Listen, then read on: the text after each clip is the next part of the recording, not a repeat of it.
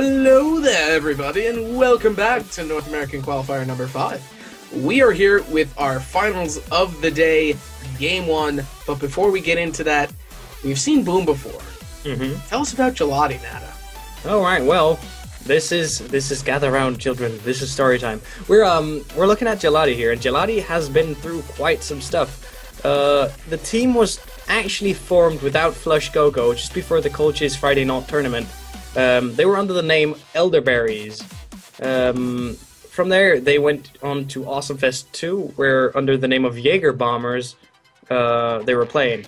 Now, Jaeger Bombers became Gelati when Flush Go-Go and Cole J's friend, who was on Jaeger Bombers, dropped out. Edster then joined in to replace him after Gelati now was formed, and that is also where Emperor Monkey entered the rows of Gelati. Now, just going through the players again, we have Edster, we have Emperor Monkey, we have Colche, and we have Flush Go-Go. Edster being the defensive player, making the most risks and trying to create these advantageous situations that we've seen with the post-burst comp. Now, Emperor Monkey, we haven't seen today, but he is the tank and the CC dealer of the team. He tries to keep his team alive by using his HP, so he plays the tankier characters such as Scoop or Sentry, Scoldier, Swiggins, all these heavy HP bar characters. We have Colche, and he plays Scree as his mains and subs Frog, Swiggins, Penny, and is still working on his Vinny. He is considering himself as the all-arounder of the team, trying to share the information, try to relay all that stuff to his teammates, making sure everyone gets the correct information and calling the plays. And then we have Flush Go-Go, being the nuker of the team, he'd say, for himself. Trying to really do some heavy damage and just keep his team in an advantageous situation where everyone can be doing well. Right. That you have now met the team called Gelati. We've quote-unquote met them. We've seen them in action before. Let's see what they can do in these finals. Nada, take us through the picks and bans for Game 1 of the finals. All right. Well, we are looking at the first pick once again going to Gelati. That means the first ban is going to them as well, and that is going to be Scoop. So no more Paulo Scoop. I think that was a personal ban rather than a map ban, so good on them for knowing who they're fighting. The response ban will be Nibs, probably because no one wants to fight a Nibs, not under these circumstances, and it is dangerous, very dangerous to fight a Nibs. They may be fearing the Nibs Sentry combo, so dangerous stuff. Alright, well, first pick is going to be Ted, so once again we will be seeing the Edster rolling his Ted like it was not a big deal at all. The response pick from Boom will be Swiggins and Coco, so two very heavy characters doing a lot of damage, having lots of push, solid pick. The double pick from Gelati will be Scree and Ayla, so Coco being banned by the pick leaves them with no choice but to pick up something else, and that will be Ayla. Now, for Boom, we are looking at the Penny as the last pick. Wait, hold on. I messed up somewhere. We're looking at this, Ayla and Scree. That's where we're at, Ayla and Scree. And then the last pick would be Penny Fox. So everyone is in now. We have Swiggins, Coco, Penny, fighting Ayla, Scree, Ted. We're all on the same page here. You'd be completely correct. Give us the 5-second cooldown timer to get into this match, and let's get going. I feel like a Coco Ball in 5, 4, 3, 2, 1, go. And the finals have been kicked off. And they're off. Edster out of the gate. He's going for the shot first. He's going to pick up the base abilities. Just going with a horse race betting at this point. Number 2 taking over for the field. But we've seen these comps before. This is a very burst-heavy comp coming out of Boom. Extremely aggressive characters. We see it right there. Hui going in straight for the Swiggins anchor. And he's going to have that picked up immediately the second that he drops it. Going in again on Edster, and he's just continuously poking him out. Hui playing this aerial denial game. Just lurking above the skies of Gelati. And he's basically a bomber at this point. He lurks above the skies and drops down with this insane burst. And the first kill is going to go to Kulche as Blah's going to get caught out of position right there. Hui going back into the skies, doing what he's doing best, just bombing down, dive bombing into Gelati, trying to pick up kills in the process. Yes, that horse racing got in your mouth, I think. It did a little bit. I got a little bit caught up there, but it seems that we're going to see Boom reset themselves into this mid as Gelati tried to contest it. Didn't really do anything too crazy, though. No, too crazy.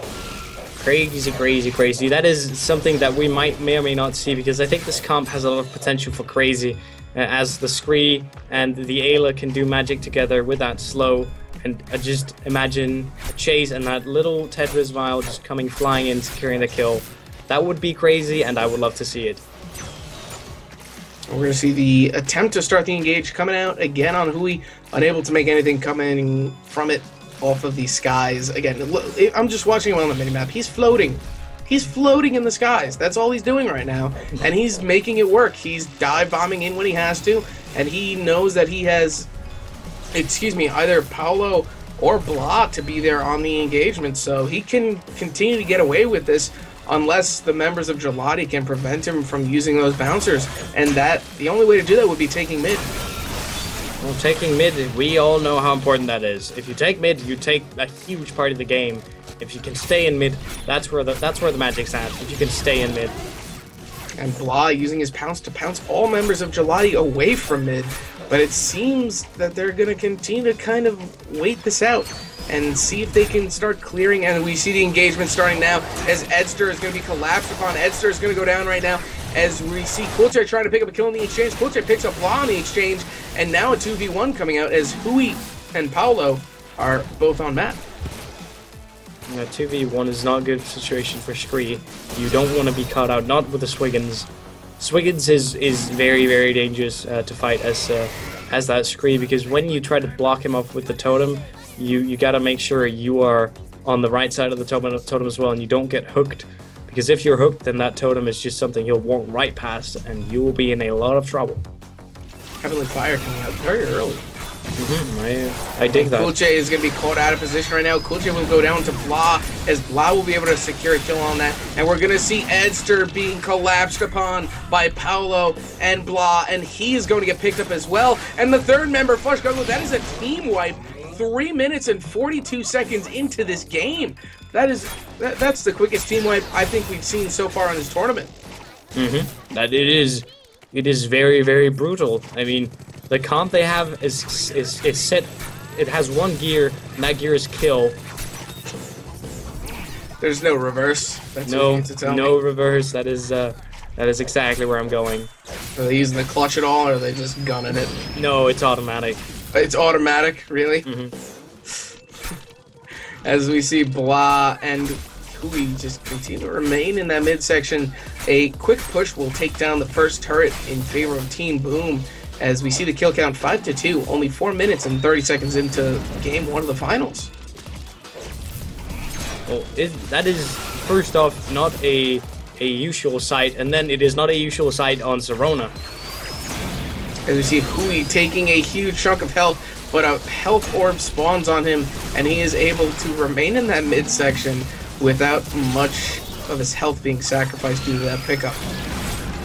And we see Blah getting into the fray right now, as Paolo is going to look to deal some damage. Blah taking a lot of damage, but the nice body blocks tanking damage coming out from Hui, and Paolo will secure safety for Blah to escape and pick up some upgrades. It's bro. Well, I don't see the poke strategy working out too well right now. I'm seeing these knots that all can go in with a little bit of poke. So I'm really doubting if the Tetris Vial was a good idea. I think that Gelati was trying to accomplish what they do every other game, and that's get that post burst. But look at these aggressive characters. There is no post burst. You're either gonna die, and Blah will actually get picked up by Edster right now. Hui's going to take an airstrike to the face. Flush Gogo taking a lot of damage, trying to avoid, drops the totem as he's stuck on the anchor and will escape, as Paolo could not pick up the kill on that. A nice play, nice zoning, but Paolo gets the kill on Kulche as Kulche looks to land an evil eye, nothing coming out of it. Paolo taking an airstrike to the face will be forced to remain in here for a few seconds until safety can be secured by Hui, and Paolo will retain his HP and retain his life as he goes back. Retain his life. What are we now? Selling life on 2? We're selling Awesome Nuts life insurance. Alright. For 30 solar a month. You too. Oh. Okay, how much is it on death? 30? It's 30, 40? Yeah, well. You're losing 30 on death, but for 30 we solar... guarantee a respawn every time. Varying times may apply. Please contact your local... Please contact your local Zork Industries office. Alright, we're going off. But we're going to see Blah retain himself back into this midsection as Paolo's going to be on bottom. Hui bombarding them from the top as always, playing the nice aerial game. Team Boom is doing a very good job of really zoning out and confining Gelati to that front turret section. As Kulche taking a lot of damage right now, and Kulche is going to go down, but Edster is going to pick up Hui in the process. I do believe that was with a snipe, but the ball coming out as a face ball will be able to pick up Edster due to DOT. This is a time where one stage of regen could work wonders. As one stage of regen is bought. I do approve of that. I don't approve of going under the worm when there's a penny around. And he is actually going to escape, but just narrowly, as Blah will be able to pick up the extra solar on that bottom.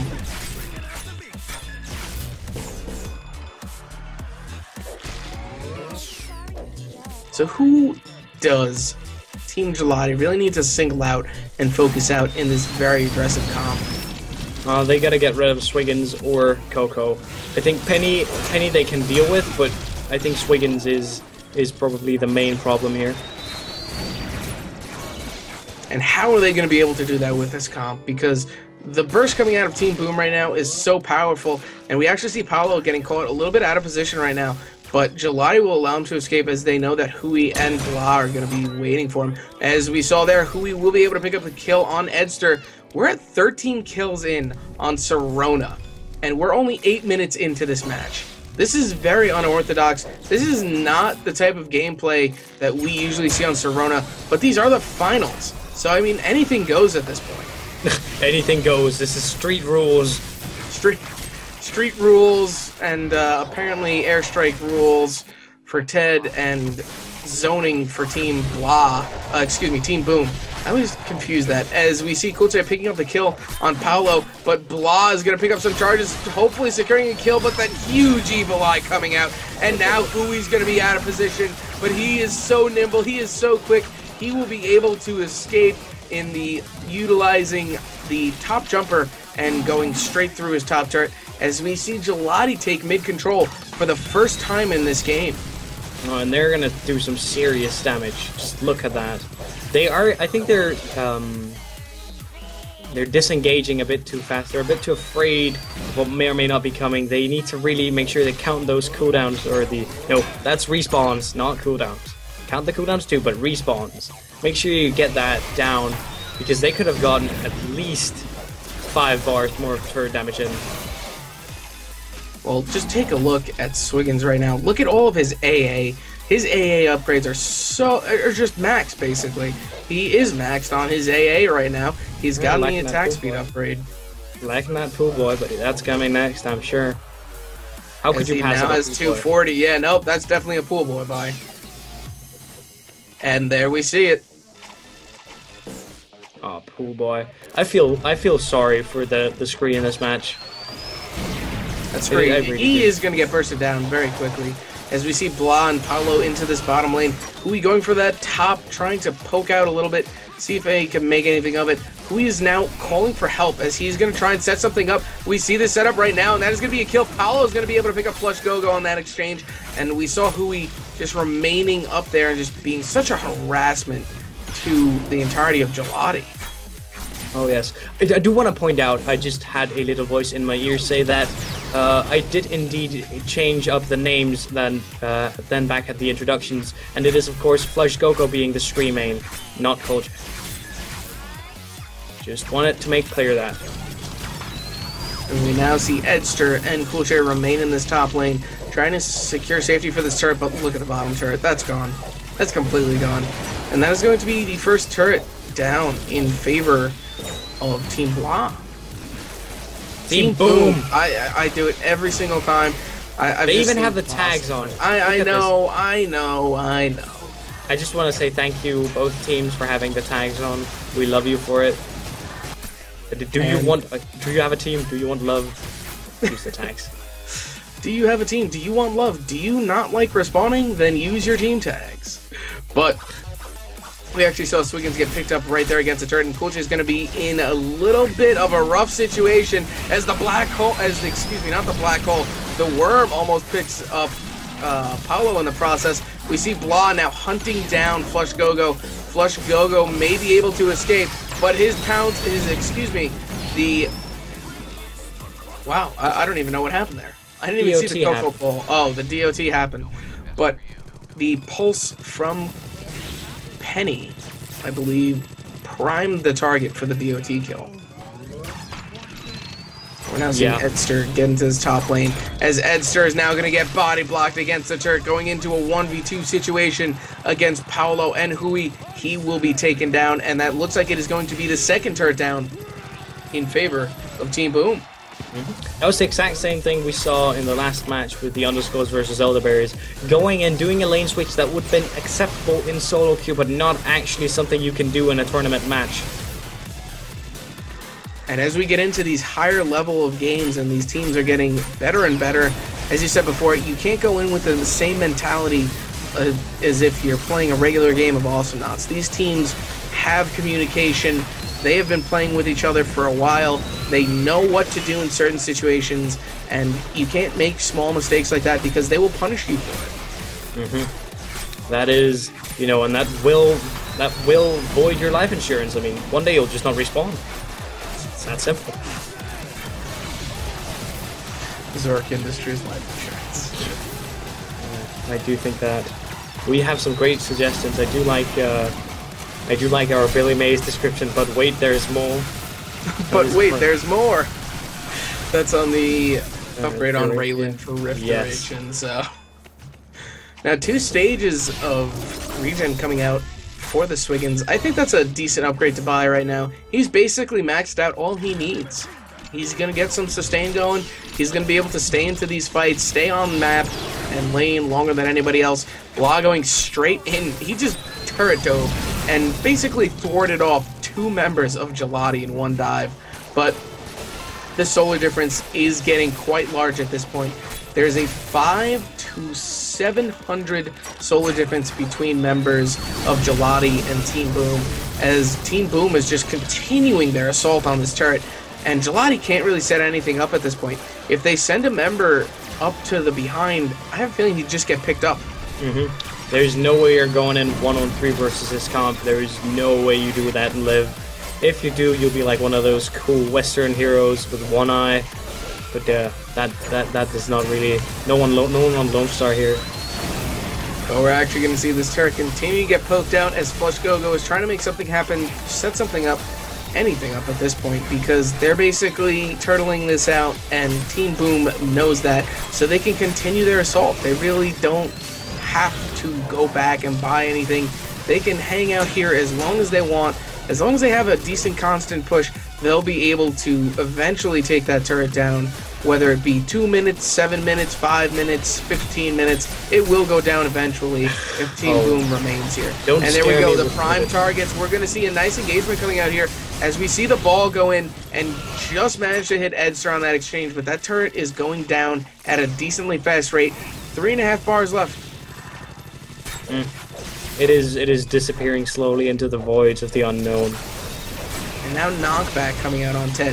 Oh, and a nice ball. That triple ball is going to set up some nice kills as a double kill comes out as Coolche picks up Paolo in the process, but the turret is going to pick up Hui, and now we see Edster going in, and we'll get the snipe, and that is going to be a counter wipe in favor of Gelati. I did not see that was coming. Whoa! See that? But they were dead, and then he undeaded them. How can this be? No, he deaded. Everybody was deaded. Yeah, but then he undeaded everyone. But no, that was definitely something that I didn't expect. That counter team wipe coming out in a seemingly bad situation for Gelati. Seemingly bad, you know, a confirmed by scientists bad situation. A confirmed bad by scientists situation. All-Time made a report on this, and he said it was bad. But Boom will be able to get right back into the action as no ground was really lost in that exchange because the map had to be cleared. And this reset is going to allow for Paolo to go in on Edster, and Edster will go down to the DOT, and we're going to see this bottom lane just get assaulted as we see Paolo going in, and that is going to be a team wipe in favor of Boom. Boom bouncing right back into it and really just securing themselves that last turret, and they're going to continue their attack on this core. There's not going to be anything they can do. That's going to be the game. I'm just going to brace myself for that victory screen. There we go.